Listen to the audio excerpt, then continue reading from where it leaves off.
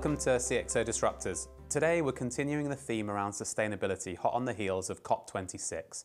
This is now a time for action. Today we're delighted to be speaking with MacHale, Head of Institutional Strategy, Sustainability and Growth, and absolutely delighted to be talking to somebody in business who is taking action, not just talking, and how they're applying that to their current business environment. Hi Sean, thanks very much for joining us today. Perhaps we could start with talking to you about what have been the catalysts for bringing sustainability to the forefront of the work you're doing at the Bank of Ireland. Good morning and thanks for having me. For me, there's been many different drivers in that, but I think there's three primary catalysts. The first of which I would say is the general public and consumers in terms of consumer demand and that. People want to live more sustainable lifestyle. Our kids are learning about recycling and nature in school. And in turn, people want to have a positive impact on the planet, and they're voting with their pockets. So consumer behaviour is having a profound effect, not just on the products we buy and consume, but also on the people we do business with and buy from who provide these services. The second for me would be around the area of regulation, legislation and government policy, where we're seeing policies being introduced to support the transition to the low carbon economy, along with legislation being introduced to compel those who maybe don't want to come on the journey to play their part under the polluter pays principle. And finally, I think the third and big area or catalyst for change and sustainability is the area of finance and the access to capital.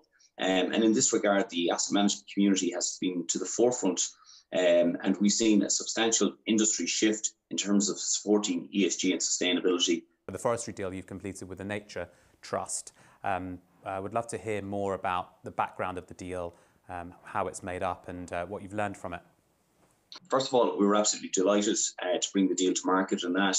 To give you a little bit of background on it, the Nature Trust, which is a joint venture between Forestry Partners and CxO, which is the Irish State Forestry Company, approached us about 12 months ago or so, with an objective to create native woodland across Ireland on a strict not-for-profit basis. So the forests themselves are public amenities and are designed in such a way for the public to enjoy and that. So we took it away, did a lot of due diligence as one can imagine being a bank and that. And what we came up with was the concept of the Woodland Nature Credit, which effectively securitises the ecosystem of services that a forest generates, which there's effectively three. It's the carbon sequestered, which is all additional. It's the biodiversity uplift, which obviously greatly increases when you create a natural habitat. And the third is the amenity value, which is the health and well-being value that people get from using public amenities and being outdoors, and maybe particularly more so now that we're going through COVID times and that. So effectively, we brought those three components together through the credit, and the funder to the credit owns those benefits and can use those benefits to meet their publicly stated objectives in terms of their environmental commitments, but also their social commitments. In terms of the credit itself, a huge amount of governance went into it in that. So it follows the EU taxonomy, which speaks directly to afforestation, has some very, very strict rules around that, which gives us the funders great comfort that the forest would be created to a best-in-class standard. It also speaks to verification, which obviously has to occur periodically, and that's to ensure that the benefits are accruing as one would want and wish, and that. And this third big component is all around the area of reporting and that. So again, the trust itself produces an annual report, and then the independent verifiers periodically produce their own reports. And those reports can be used in terms of the non-financial reporting directive and the upcoming CSRD directive as well, where funders can show and prove how they're having that positive impact, not only on the environment, but also in terms of meeting those social goals.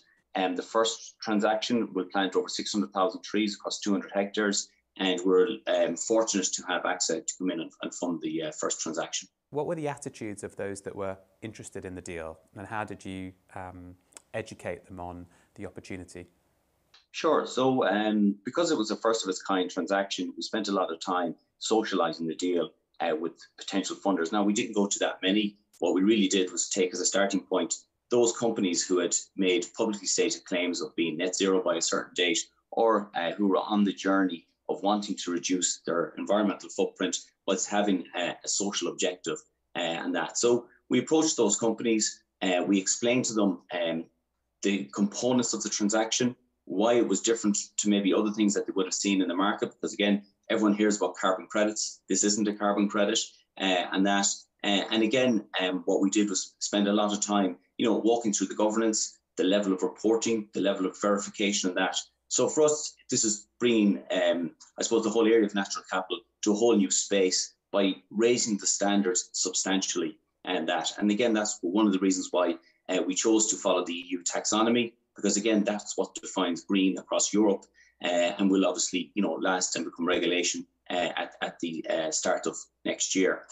So again, we spent some time going through it, understanding the requirements and the needs of companies as part of the due diligence phase. And then, of course, when we brought it to market, we got an overwhelming positive response to the point that, when we had a very early discussion with AXA, and they, said, listen, we'd be delighted to take the whole transaction, because again, it speaks directly to what we want to do, and it's to a standard they hadn't seen before.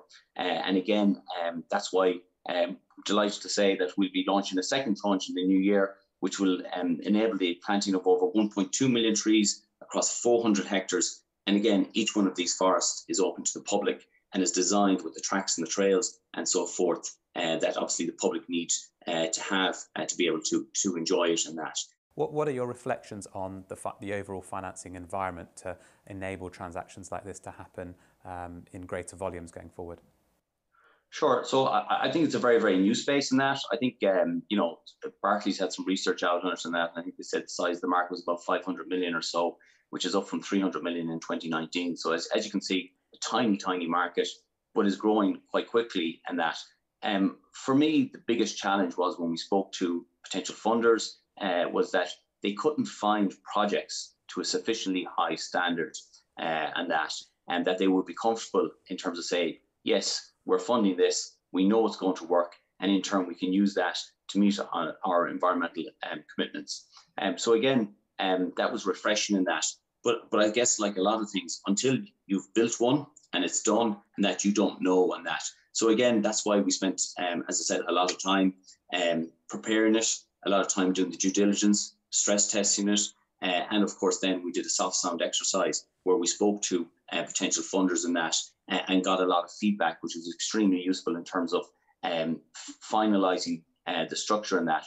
But for me, it's a growing market, because I think in simple terms, if you come out and say, my company or we're going to be net zero by a certain date, and that, despite all the good work you could do in terms of your own operations, you are going to be left with a residual value in that, and you will need some form of additionality to offset that. And it's in that guise that this project and product comes into its own. I think the other thing as well is that biodiversity is much more important than it was 2 years ago, and that I think companies are waking up to that fact that it's not just about carbon, but they also need to account for biodiversity and the natural, their impact in terms of natural capital and that. And again, it was one of the reasons why we included that in the structure. It was because we could see down the road that this would be very, very important to funders and companies going forward. So we included in that. And again, that's helped future-proof the entire transaction and move it away from, I suppose, carbon credits, which, unfortunately, some of which have a bad name.